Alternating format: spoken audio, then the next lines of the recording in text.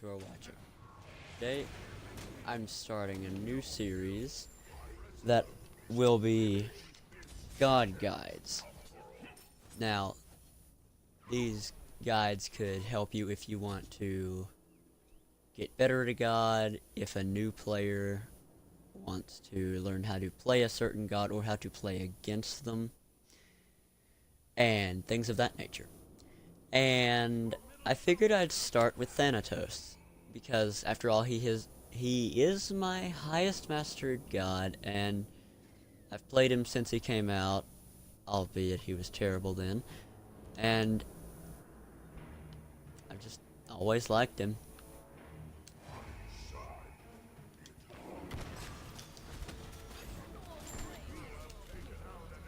And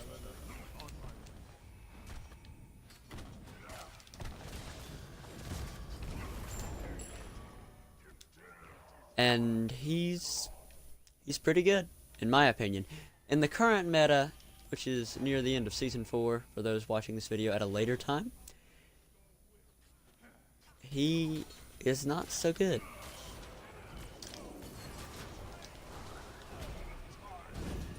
Because the current meta is gods who have early pressure, but can build into tank later. Thanatos can, but it does not.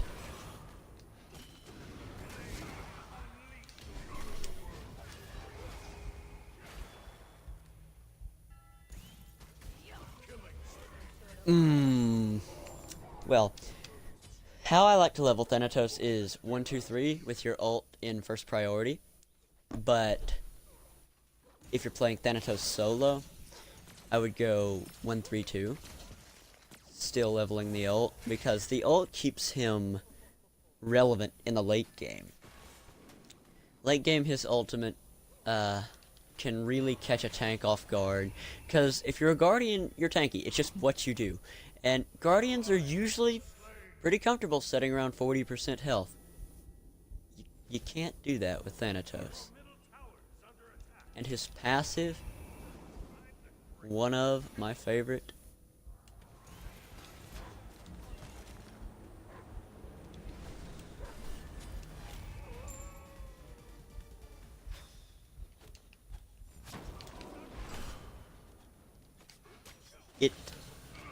One of my favorite things about his passive, and one of the things that makes it so great, is not only does it alert you to who is below your threshold, but it also shows you exactly where they are on the map. And his one, maybe the hardest hitting physical ability in the game, borrowing ultimates.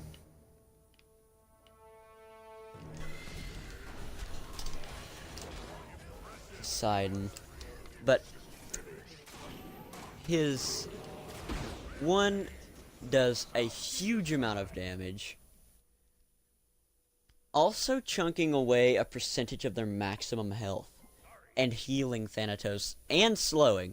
Early game, it is very, very threatening. Thanatos' strong suit, as many people know, is his early pressure. He has loads of early game pressure. But his late game falls off and is not nearly as good as his early.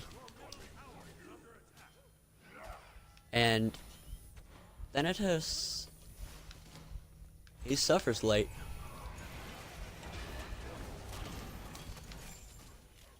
He suffers late and mid game a lot more than he does early. Early, he basically just doesn't have to worry about a thing. But late game is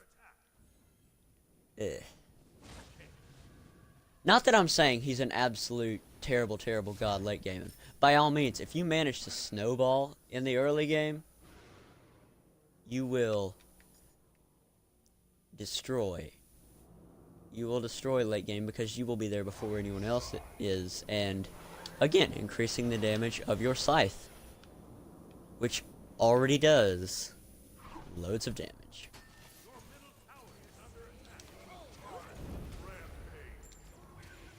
but he's not tanky. Thanatos has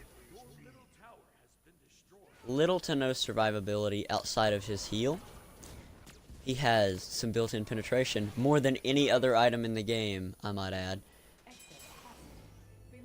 But that does not give him the survivability he needs. He has no escape outside of his ult. He has an immunity to slows and a movement speed buff, yes, but that's not an escape. And it's important to note that his ultimate can be used for a initiation tool because of the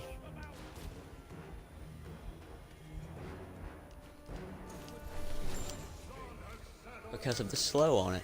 Not slow, stun.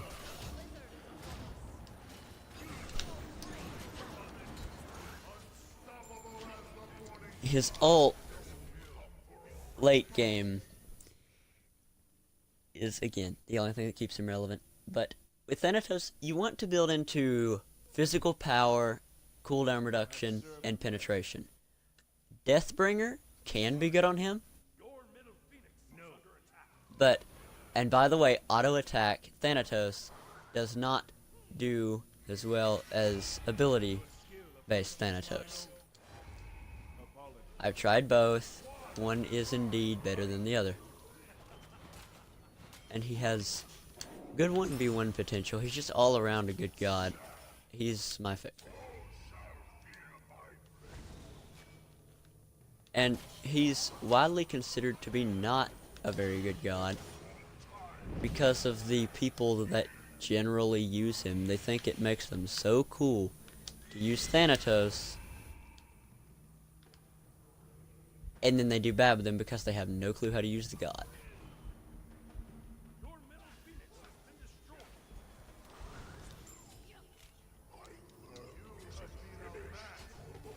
Thanatos' heal is important to note that it is not 20% of your max health. It is 20% of the target you killed. Too bad that I'm not doing that well this game. But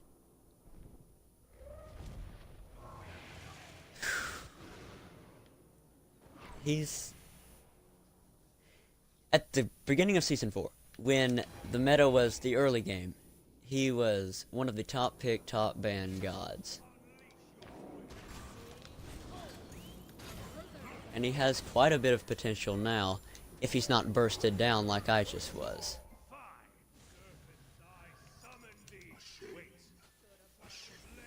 He is the owner of the first ever Tier 5 skin.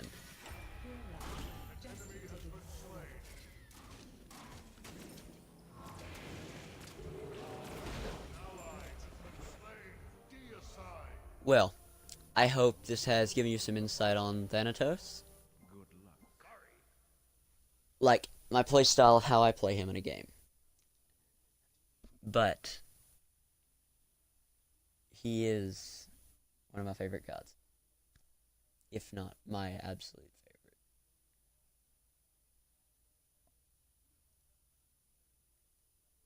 Not to mention, he doesn't really have a bad skin.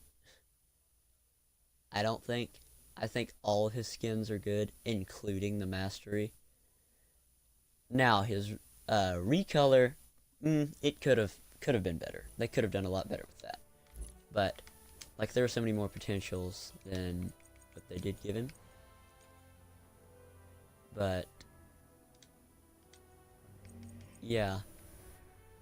Yeah, see, this thing does so much damage, and it heals. That's the thing, it heals and slows them down for you to catch up and kill them. And if that doesn't help you catch up, this will. It gives you 30% movement speed, twice boots, and if they're below your threshold, you move twice that fast. And 35 flat pin.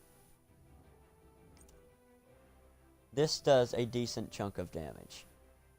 And the silence on it is very helpful, because the general combo with Thanatos is to land on them, smack them with the Death Scythe, and then silence them before they can just dash away or teleport or what have you. Hovering Death has never really done much base damage. I mean, look at the base damage on that thing. That does more than that. But that's because it's mostly used for the execute on it, which starts out at 24, which is almost as good as Ao Kuang's execute throughout the entire game at level 5. And it stuns them for 1 second to set up for any other abilities you have, or even your teammates' abilities. The bonus movement speed is very helpful, because if people see that they're going to die, they're not going to walk towards you most of the time. They're going to try to run away, and that is going to help you catch people that are running away from you so fast. Now this is a really good passive, in my opinion. It heals for 20% of the target's health if they're a god, and 10% if they're a minion. He can walk over to a jungle camp, and if he has Bumba's Mask or any lifesteal, he can just heal so much off of his passive and his Death Scythe. And the cooldown reduction, this passive is also one reason that Thanatos is one of the top 5 gods to get pentakills with. Because as you kill, you will gain more and more survivability, and your cooldowns will keep reducing for you to keep healing, keep getting your pin, silencing, and executing people. And yeah, Thanatos does cost health and mana to use, but they gave him a buff a while back, and I mean a while back, that it consumes his current health, not his max health on his abilities now. So, and his mana costs are relatively low, like really low, that because it costs health too.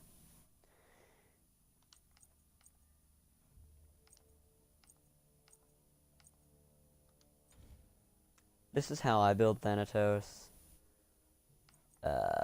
Jungle, at least. This is what I would build on Thanatos if I was in the solo lane. I would build this, and I would get Dev Gloves and Trans before I got Bloodforge, and then I would get Shielded Regrowth and Mantle. It gives you some decent tankiness, and just the sustain to stay in lane, and survivability and damage that your team requires.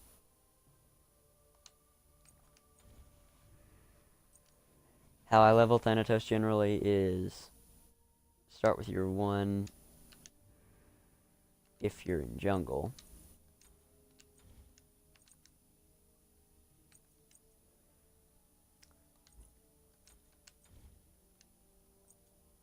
Yeah, if you're in jungle, start with your 1.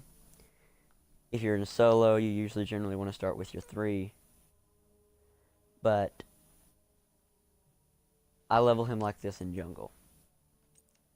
That, this, and you get your ult whenever you can. Level up that. And you keep leveling up Death Scythe until it doesn't let you. And then you put a point into your Scent of Death again to get some extra pin. Finish Death Scythe, then go into your ultimate again. Because the sooner you get that leveled up to max, the more damage you're going to do, and the more people you'll have to kill with this. Then you want to throw another point into your 3 to clear a bit better and do a bit more damage. Finish off your 2, put a point in your ult, put a point in your 3, ult, 3, 3, ult. And yeah, that's how I'd level Thanatos.